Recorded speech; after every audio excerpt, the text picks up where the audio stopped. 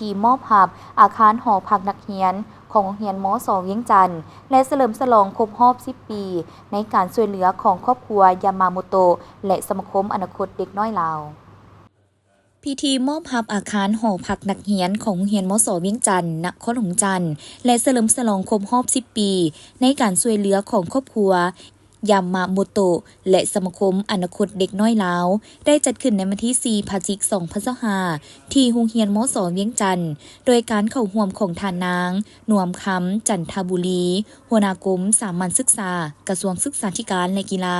ท่านโคอิซุมิสุโตมุเอกอัครราชทูตญี่ปุ่นประจำลาวท่านยามาโมโตะเคนิซิประธานสมาคมอนาคตเด็กน้อยลาวพร้อมด้วยท่านหัวหน้าแผนกศึกษาธิการและกีฬานครหลวงจันทน์คณะผู้อำนวยการโรงเรียนแขกถึกเชิญพนักงานครูอาจารย์และนักเรียนเข้าร่วม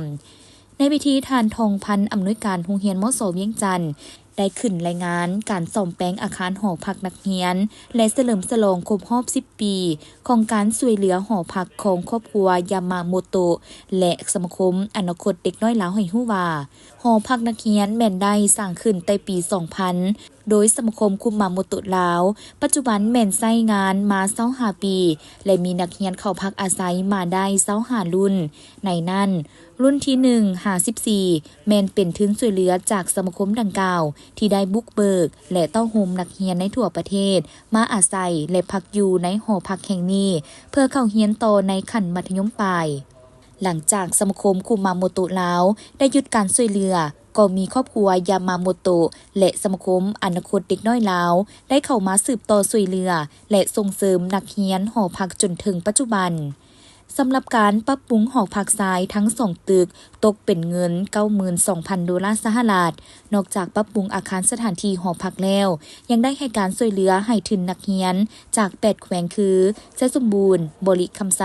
คำมวน สวรรณเขตสารวันเซกองอัตตปือและแขวงเวียงจันทน์ซึ่งเป็นนักเรียนเก่งผลการเรียนดีเลิศแต่มีความยุ่งยากด้านเศรษฐกิจบ่รวมแล้วตลอดระยะการช่วยเหลือแต่ปี 2000 ฮอดปัจจุบันมีนักเรียนจบไปหลายรุ่นจำนวนหลายได้ไปเรียนต่อต่างประเทศโดยเฉพาะแม่นประเทศญี่ปุ่นทั้งได้เข้าเรียนมหาวิทยาลัยแห่งชาติและได้เฮ็ดเวียกรับใช้ประเทศชาติอยู่ในสำนักงานต่างๆถือได้ว่าการช่วยเหลือของครอบครัว